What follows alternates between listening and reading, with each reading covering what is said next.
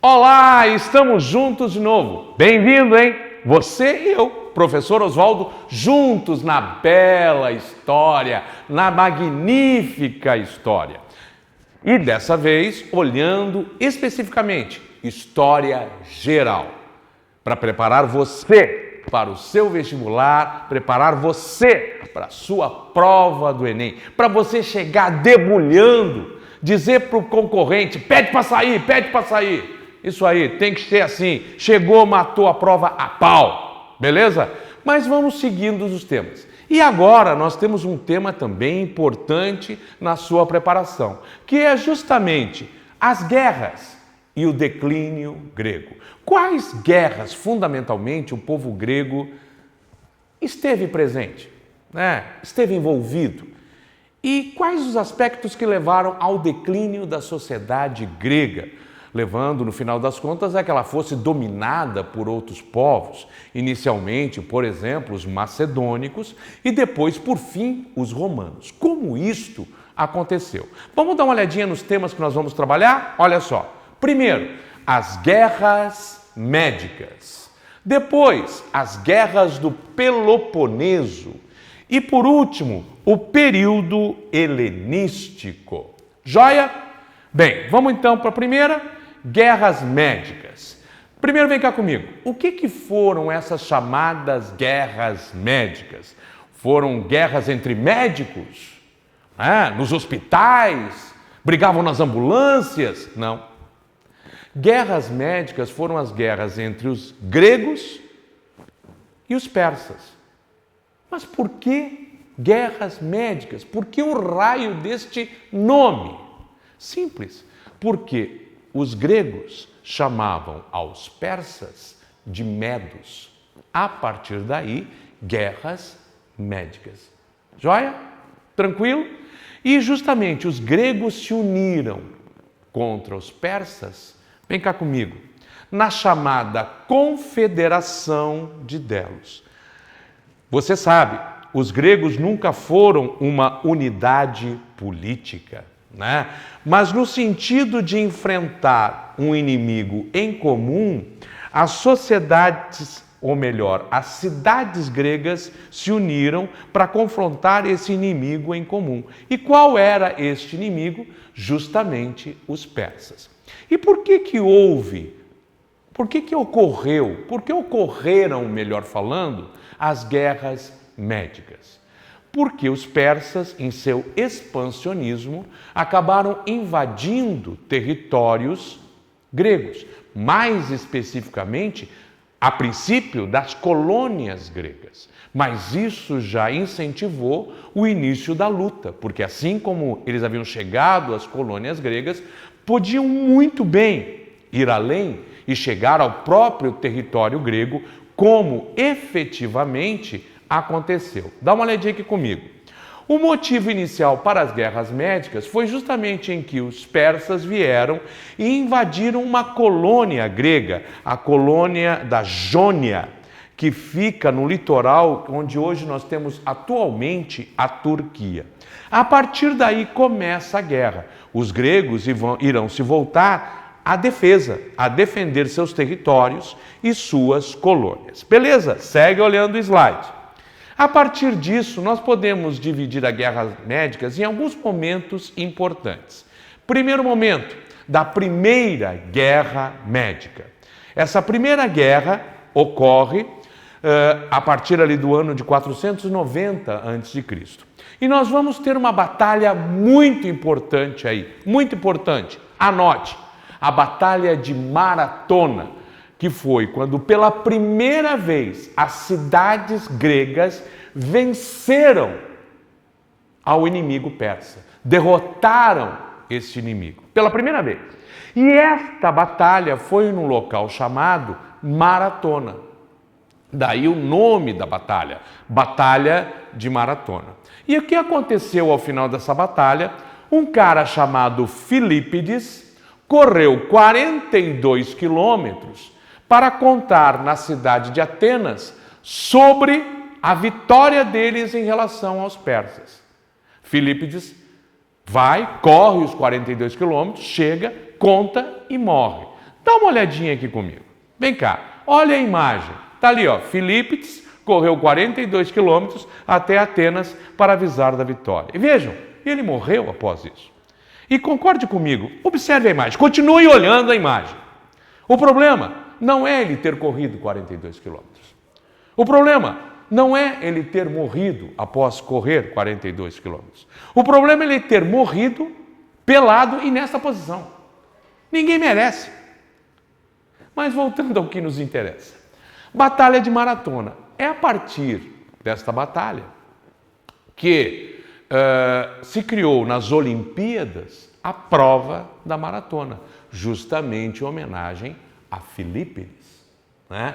E a vitória dos gregos, e aí depois ele ter morrido para poder contar em Atenas. Joia? Bem, vamos para o segundo momento importante também da guerra entre persas e gregos. E o segundo momento é na Segunda Guerra Médica, porque o primeiro governante persa a atacar a Grécia foi o rei Dario, né? Mas ele morre algum tempo depois e o filho dele, Xerxes, vai levar adiante o intento de tentar derrotar os gregos e se apoderar da Grécia.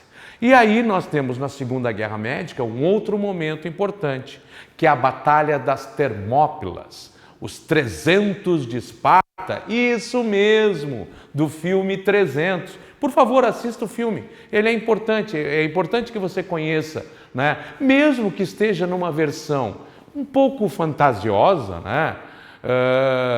Por exemplo, o Xerxes, como aparece no filme, ele não tinha 3 metros de altura e não tinha piercing até sei lá onde, não, nada disso, certo? Ele era um persa, vestido como um persa, não tinha nada daquela história lá. Mas é claro, como o filme foi baseado na história em quadrinhos de Frank Miller fantasiou um pouco. E é lógico, o filme foi baseado na obra dele, fez a mesma fantasia. Tá, mas tirando alguns aspectos, você tem lá os gregos do período. Joia, assista o filme, importante. E foi ali em que, nesse estreito das Termópilas, os espartanos, 300 espartanos, conseguiram deter por um bom tempo o grande, o magnífico exército persa, que alguns atribuíam ter 1 milhão de soldados. É claro, nós sabemos que isso é impossível. Não havia como, mas havia uma grande quantidade de persas.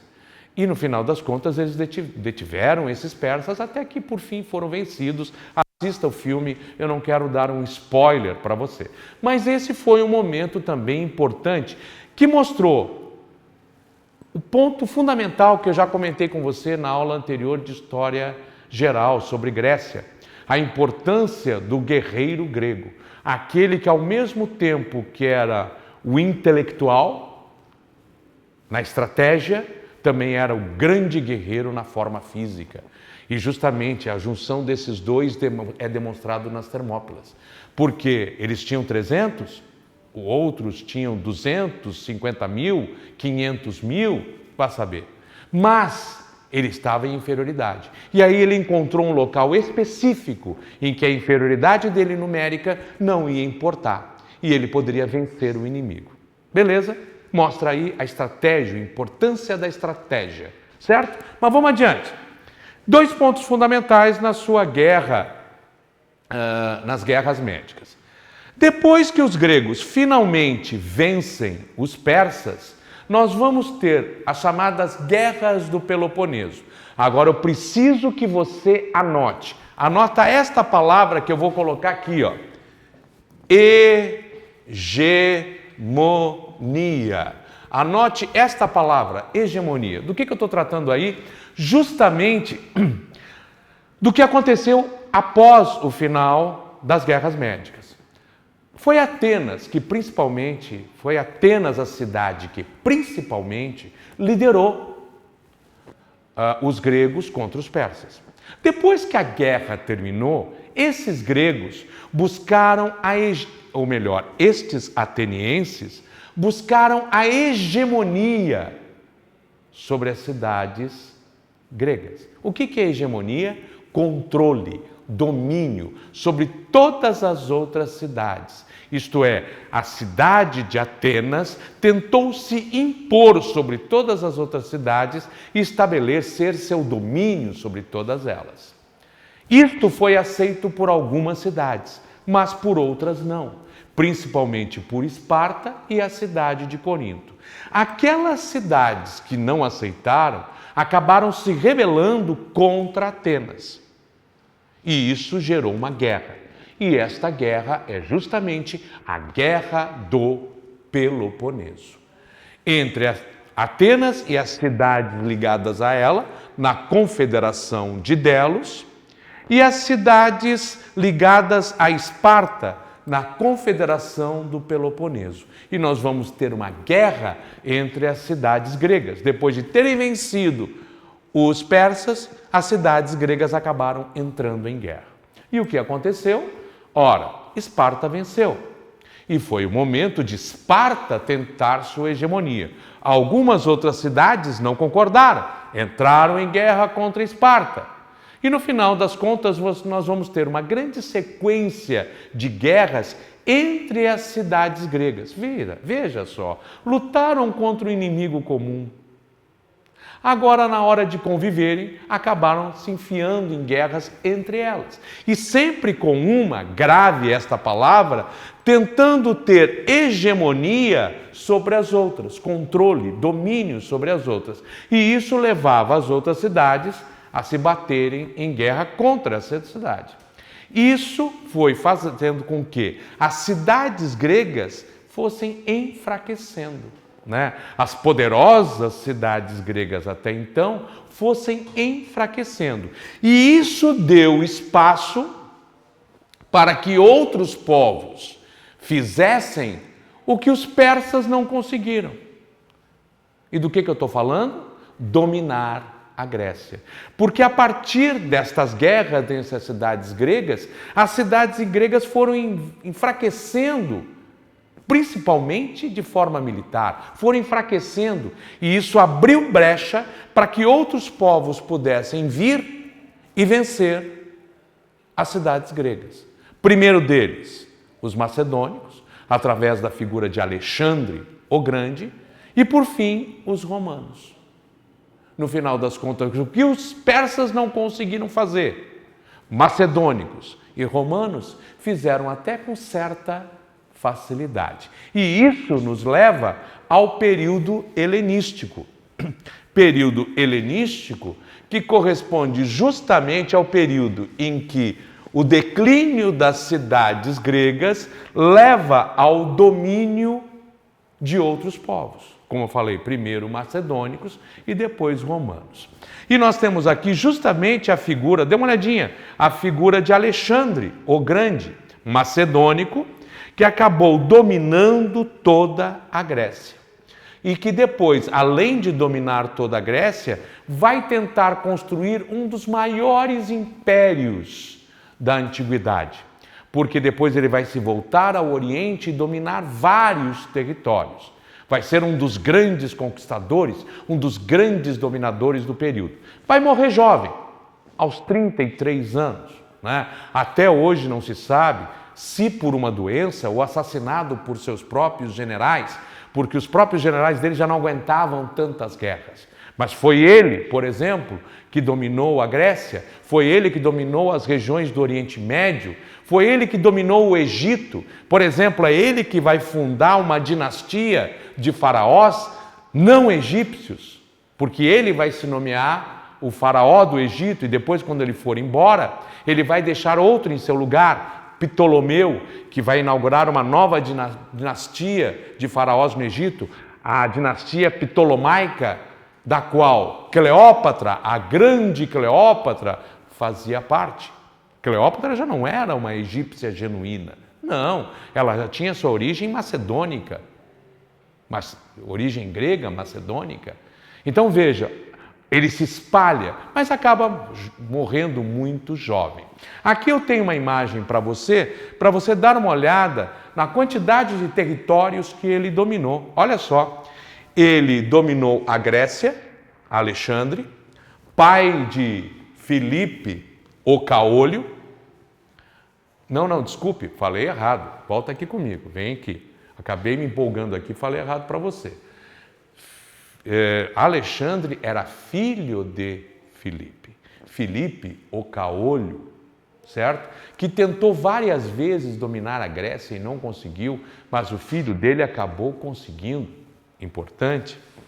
Aliás, cá entre nós, chega aqui perto. Alexandre, depois, acabou renegando até o próprio pai.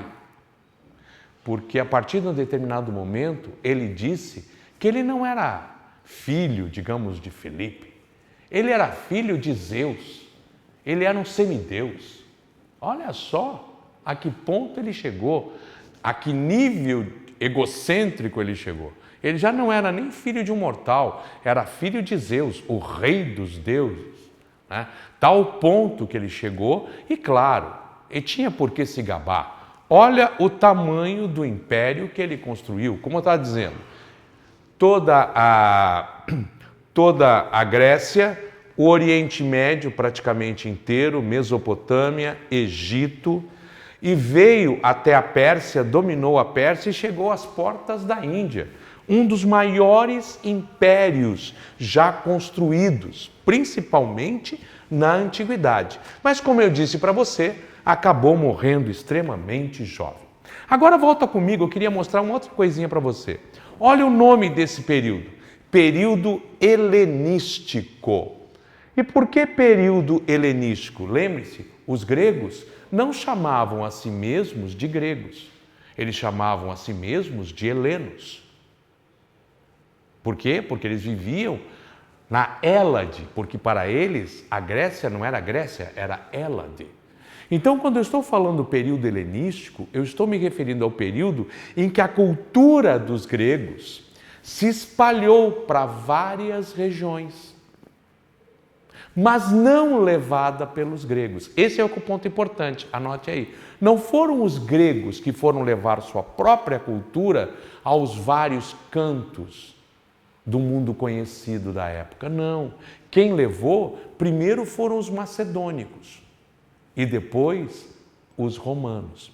Foram os romanos e antes deles os macedônicos que, digamos assim, presta atenção na palavra que eu vou dizer, gregorizaram o mundo, isto é, helenizaram o mundo. Por isso, período helenístico. Beleza? Então volta comigo aqui. Por favor, para suas atividades de casa, faça as questões do desenvolvimento de habilidades, tá? e as complementares. As questões complementares da página 160 a 660, a 662. Certo? Estaremos juntos na próxima aula para justamente abordarmos outros temas de importância na história do Brasil, na história geral. Próximas aulas estaremos juntos por aí, hein? Um abraço e obrigado, hein? Tchau, tchau!